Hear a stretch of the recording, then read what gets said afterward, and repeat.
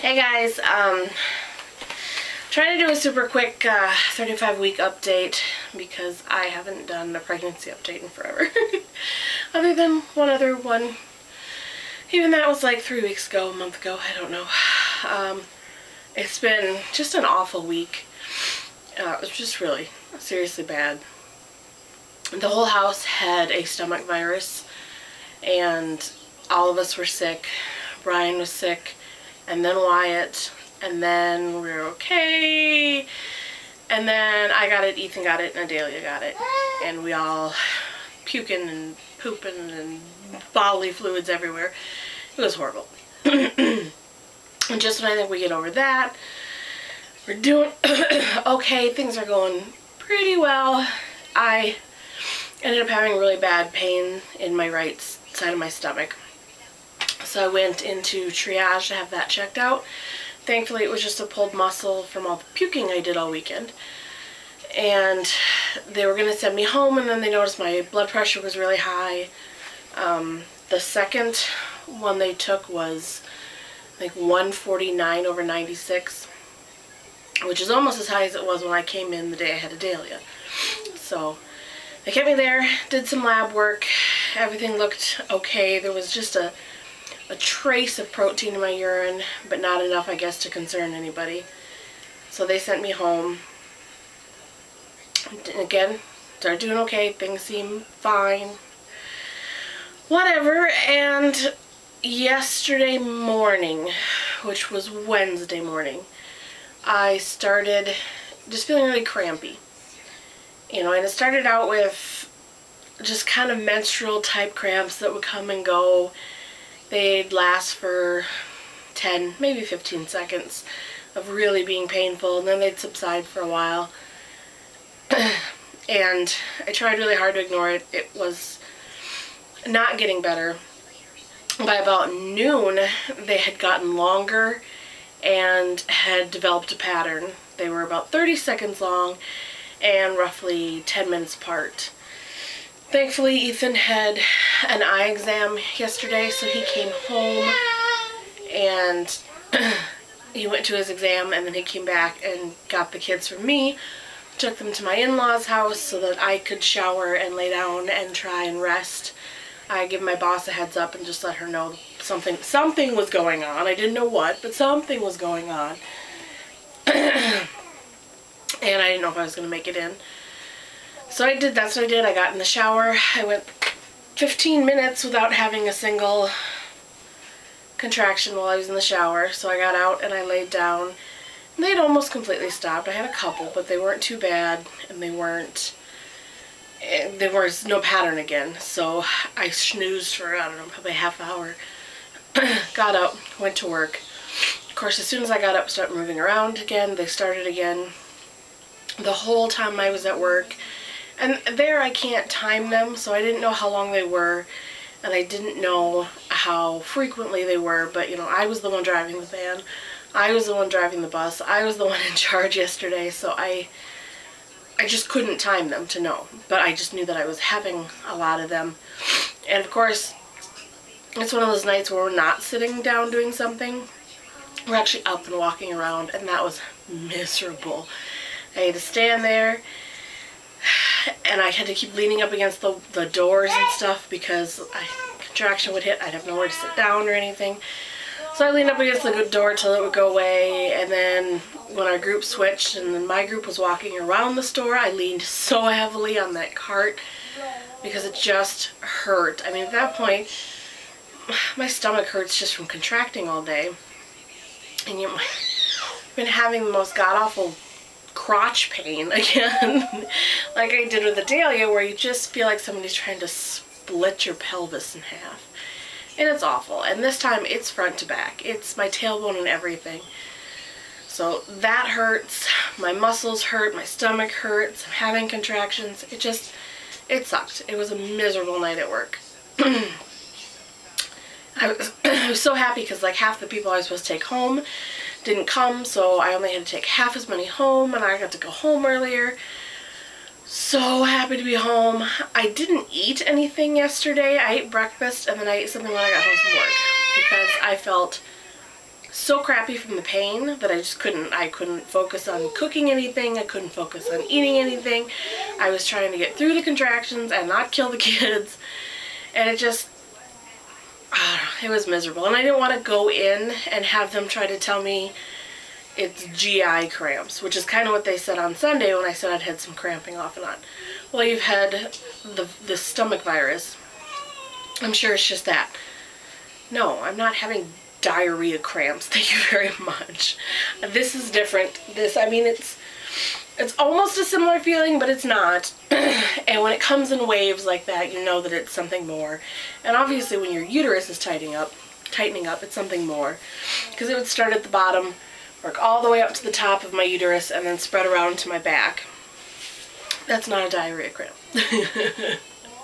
You know, I'm almost 34 years old. I know what that feels like, and that was more, no, it was a contraction. So anyway, I was able to lay down and rest when I got home, got the kids to bed, went to bed myself, did okay, slept off and on for a little while.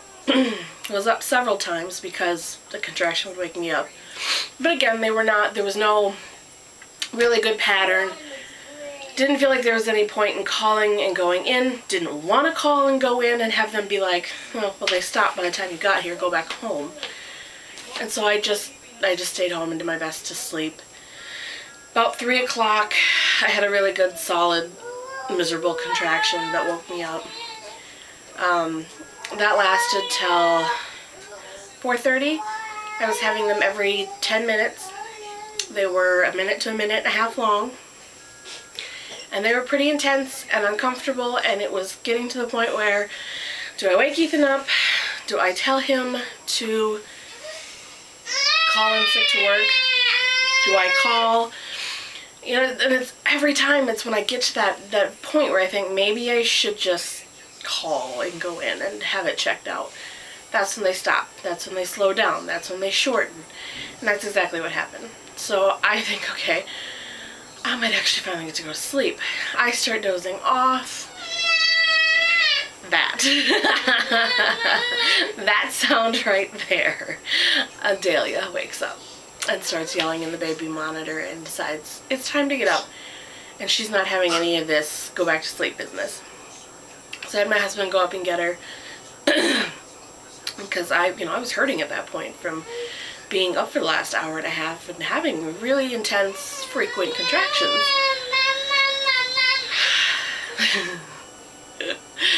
Anyway, they stopped. I'm feeling better. I'm still having like one contraction that is still like a minute, maybe even a minute and a half long, but it's 1 an hour instead of one every 10 minutes, one every 15 minutes, whatever. So we're doing a little bit better. I'm trying really hard to keep this baby put. 35 weeks is, it's not great, but it's not bad. I would prefer 37 weeks at least. Obviously. Brian was born at 36 weeks and 6 days. So I don't care. It's so frustrating because I'm so miserable and I'm so uncomfortable and everything hurts and I'm so wiped out. I just want to be done with pregnancy. I don't want to do this anymore. I don't want to do it ever again. I just want to be done. But of course, the best thing for her is to wait another 2 weeks and then come, and I'm trying to be patient, but it's so hard when you're in so much pain every single day. And there's a constant threat of your blood pressure and whether or not that is too high and if that's having any effect. So anytime that I start to feel dizzy, anytime that I start to feel like I'll be reading something and I'll look up and my eyes will have trouble adjusting, and then I'll be concerned that that's blurry-eyed because my blood pressure is too high, not because I was just staring at this tiny little cell phone that's got writing this big, My paranoia sets in. So, and I'm tired of not being able to breathe. I'm tired of everything I do winds me. I can't talk without running out of breath. I can't walk anywhere at all. I can't get up and go to the bathroom without being winded. I can't go up and down the stairs. I mean, the kids' bedrooms are upstairs now, so I have to go up and down the stairs in order to take care of them.